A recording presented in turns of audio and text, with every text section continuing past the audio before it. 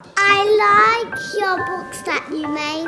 They're so beautiful. What is your question for Alison Lester? I'm Alison Lester. You're Alison Lester. We're reading your books and we love them. Hello, I'm Alison Lester and I'm the author of books like Magic Beach and Imagine, Are We There Yet, Kissed by the Moon. I've done lots of books over a long time. Thank you so much for all your beautiful questions that you've sent in by message and video. It's been really lovely looking at them. I hope you have a nice time listening to all the other answers. Okay, what is the question about my farm that you would like to ask? Which are the dogs on her farm? So, what are their names? Hi Max, you're 3 and you've been having such a good time in your hay shed. We've got 2 dogs. We've got Bigsy, who actually has a book named after him called My Dog Bigsy, and he's a little Jack Russell who's very barky but very sweet as well. Sometimes he hops into bed to sleep with me and he sleeps like a little person. He puts his head on the pillow and tucks the doona up under his chin. And our other dog is Slinky, who's just outside here, and she's a big stripy dog who looks like a greyhound. And she's a pretty nice dog too. She loves giving the things frights, like she sneaks up on the cat and goes, "Wah!" and does the same thing with the horses. But when I was looking at you in the hay shed, it reminded me that in our hay shed at the moment, we've got an old wombat who's come to live there. And he's got a disease called mange, so I have to sneak over and tip medicine on him to try and make him better. Okay, here's a nice question from Holly, who's 8. It says, your stories have lots of farm animals in them. Do you have farm animals where you live? Or do you just like to imagine them for your stories? And yeah, Holly, I am lucky enough to live on a little farm. So we've got the 2 dogs, we've got Bigsy and Slinky, and I've got a cat called Chaos. She's actually asleep here. I could quickly grab her and show you. She usually wears a big stack of bells around her collar, but I've taken them off. There she is. I've taken them off so that she won't annoy me during the video. And then we've got 2 little ponies. We've got Lily and Sailor, and my horse whose name is Jack. So yeah, there's a fair few animals, and because we live near the bush, there's lots and lots of birds in the garden and wombats, and we don't have any koalas around here, but goannas and lizards and lots of lovely things, gliders. We've been reading your books and we love them. So where do you get your ideas for your amazing books? My ideas come from all over the place, usually from things that have happened to me and my family, but sometimes they come from funny places, like Kissed by the Moon came about because, you know, this tag that you always have at the back of your jumper. I had a jumper and it said Kissed by the Moon, and I used to think, wow, that's such a lovely title for a book. And in those days I used to do a lot of running, and sometimes in winter when I ran, I'd be running home and I'd be running under the moonlight, and I thought, that's kind of like being kissed by the moon. And it made me think about all the things that you would hope the world would give a new baby. So that's how that book came about.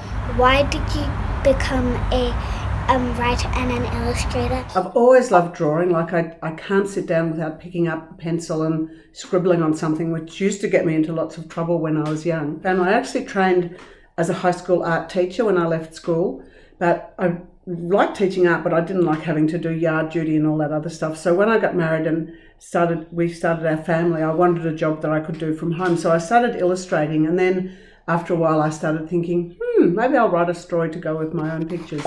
Hi Evelyn, I see that you're 9 and you've asked me, how did you learn to draw so well? Well, thank you. I still look at my drawings and think, oh, why didn't I do it better?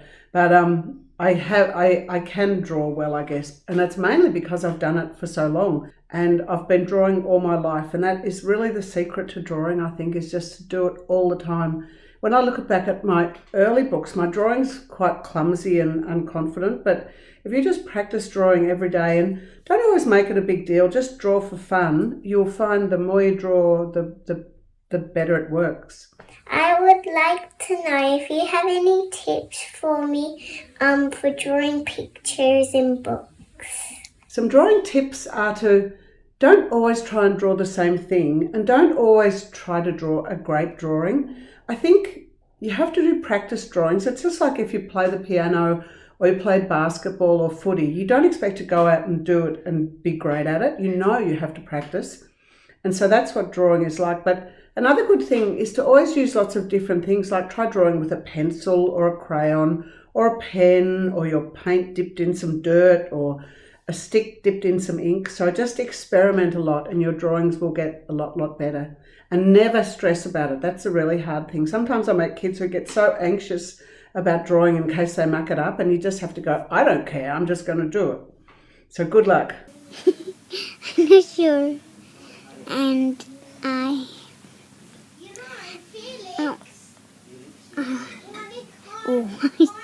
funny hands when doing drawing.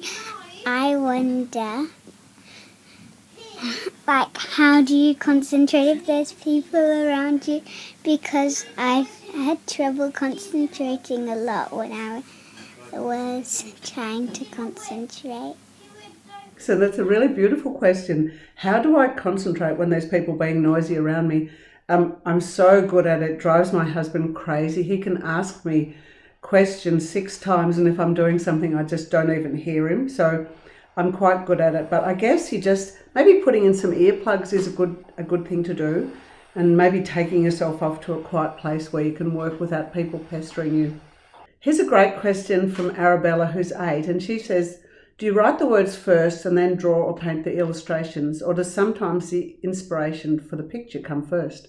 It's a little bit of both, Arabella. Sometimes, when I was talking about Kissed by the Moon, that idea for that book just came from a little thing. And as soon as I started thinking about how it could work, and this happens with most of my books, I can see pretty well straight away how big the book is going to be and what shape it will be.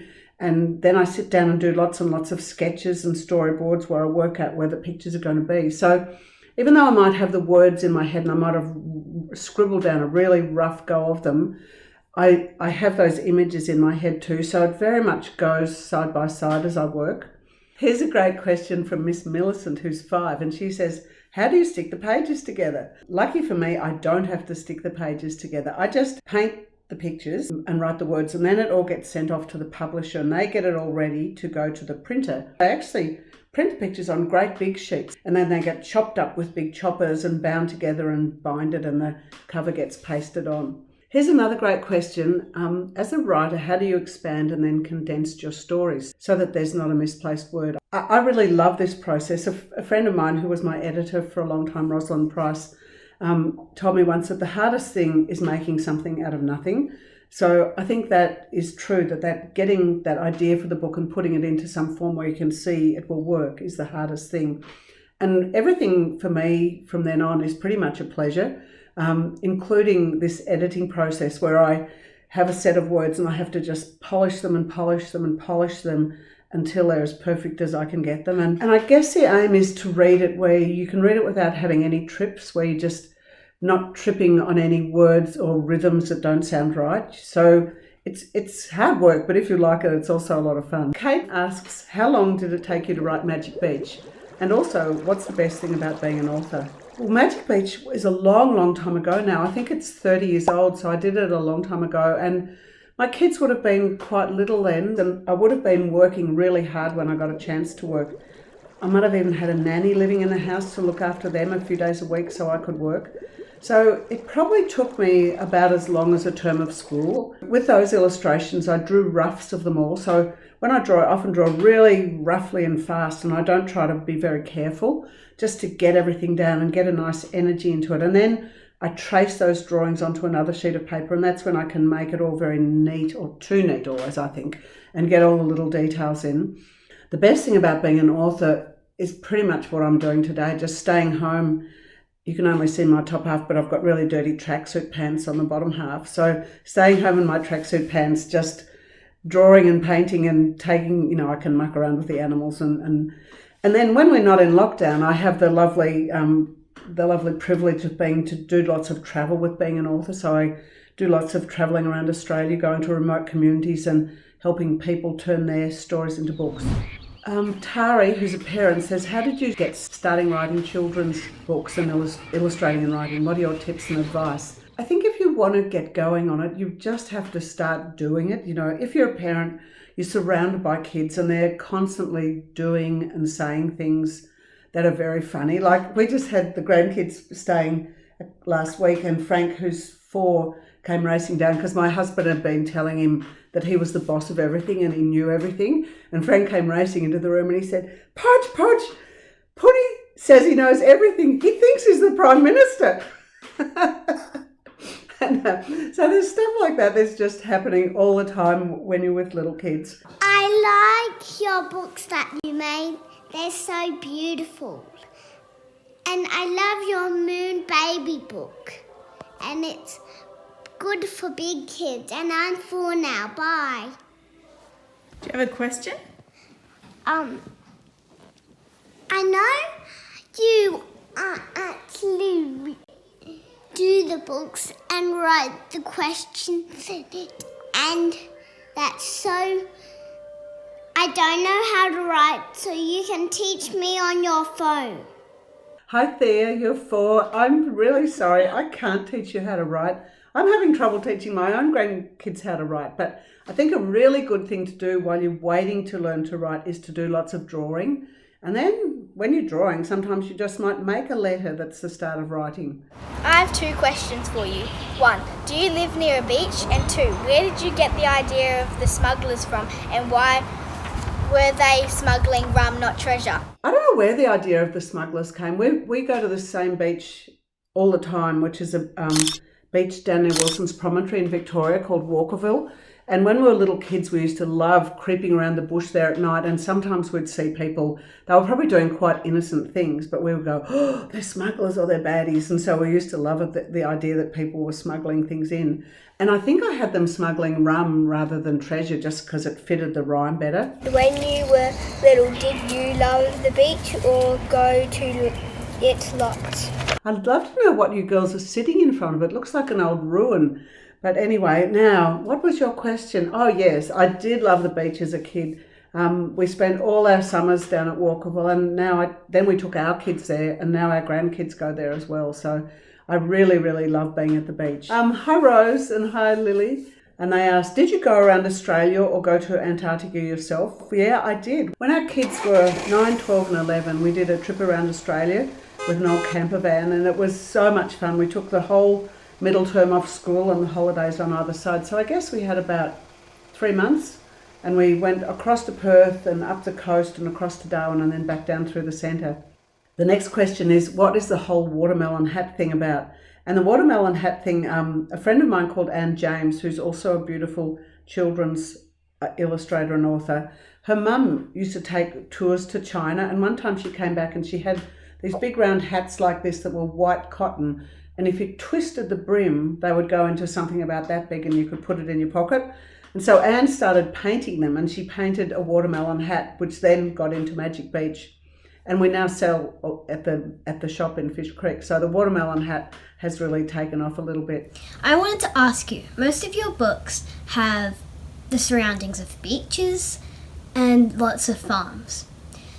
I wonder, is this based on your life and how grateful you are for it? Or is this based on imagination and what you wish your life could have been? Your question is a really beautiful question. I'm so lucky and so grateful that really has been my life, that I grew up on a farm overlooking the sea and I live in the country. And I've spent time in cities, but I always feel like a foreigner in cities. Like I always feel a bit anxious and crowded in. It's when I'm in big open wide spaces that I'm the happiest. So great question, and yeah, I'm very grateful. And I'm grateful too to have had the opportunity to pass some of these times on in books and that people have loved them. When you were kids, did you like going to the beach so much you never wanted to go home? It's exactly what happened. I used to love being down there, and until I got cold, then I'd usually want to go. It was a long climb up from the beach to our house. We stay at the beach. And there were sometimes snakes on the track, so I didn't like it when they used to make me go and get more water and things like that. Because I was the youngest in my family, they used to make me go and do those jobs. But yeah, I did love the beach. Was it just your imagination, or was it really your family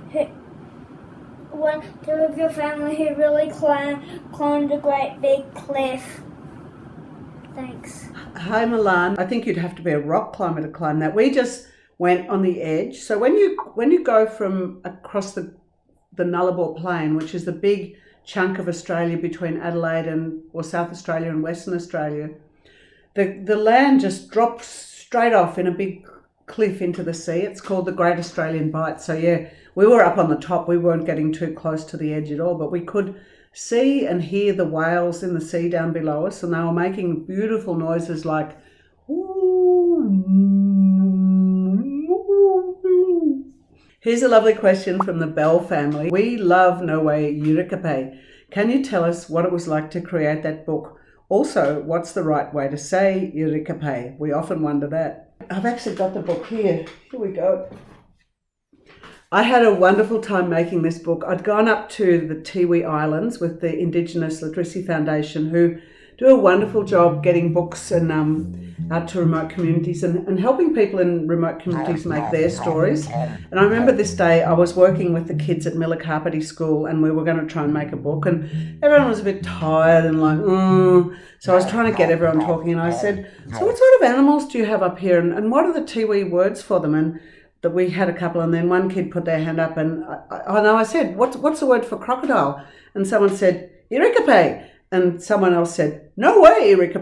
And then someone else said, you're not eating me today. So that was the way the story started. It was really this one little girl who was sparky when everyone else was feeling sleepy. We did illustrations straight off, but then we had to, when we decided to publish it as a book, we had to go back and do more illustrations. So it was very simple making these. The kids drew with wax crayons, and we cut them out. And then the backgrounds were mainly painted on paper towel with wax crayon and watercolour paints.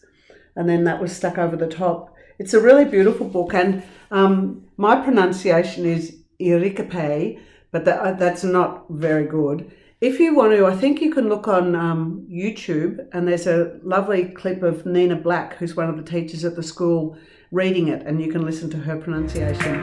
Eureka was hungry, so he went hunting. No way, Eureka, you're not eating me today. I got a hard shell and make you unwell. Hi, Alison! Why is the book called Rosy Sips Spiders? How many books have we made? I don't know. It's called Rosy Sips Spiders because it's part of a series that started off with Clive Eats Alligators. And in those books, you see 7 kids who go through their day doing different things all the time. And Rosie's one of the kids. So how many books have I done? You already answered that. I've done lots. I don't know really how many. Maybe I've been doing it for 40 years, so a lot of books. Megan, who's 12, and Tess, who's 10, ask, how did you come up with the names of the children in the Tessa Snap Snake series? I think I just thought of names that I really liked. I liked Clive because it was a sweet name that was a little bit old-fashioned, and I liked Rosie because it was a bit the same. There's one book I haven't illustrated yet for that series. Everyone's got a book except Nikki, and I wrote the book Nikki Catches Koalas more than 20 years ago, and I've never illustrated it, and I'm going to try and get it done this year. And in this book, the kids travel around the world helping endangered animals, and I love drawing animals, so it's going to be lots of fun. Marlo, who's 4, says, why did you choose Binham for the start of Are We There Yet? We have a friend, Evan, who lives there. I chose Binham because I thought it would be nice to finish the book with coming along the Great Ocean Road, but it was also the town that my mum grew up in when she was a little girl, so that's how Binham was chosen. Oh, Matilda, who's 2, says, what did you name the pony you received at the end of my farm? The pony already had a name. Her name was Inky, and she wasn't a Palomino pony. She was a shaggy little black Shetland pony. I think I must have been 5 or 6 the year that I got Inky for Christmas. And I remember that year we used to put a pillowcase out for Santa to leave our presents in. And that year I thought, I wonder if I put 2 pillowcases out, I'll get a lot of stuff. So had put 2 pillowcases out, and when I woke up on Christmas morning, they were both empty, and I was like, oh no, Santa's punishing me for being greedy. And I was so sad. I went into my mum and dad's room crying, going, Santa didn't leave me anything. And Mum said, go back and have another look. There might be something really small in there. So I felt in the one pillowcase, nothing in the next one. There was a little bit of paper, and it said, Dear Alison, go and look in the stockyards. Happy Christmas, love Santa. So I raced up to the cattle yards, and who was there? Inky. So I grabbed her and I rode her back to the house in my pajamas. I was so excited.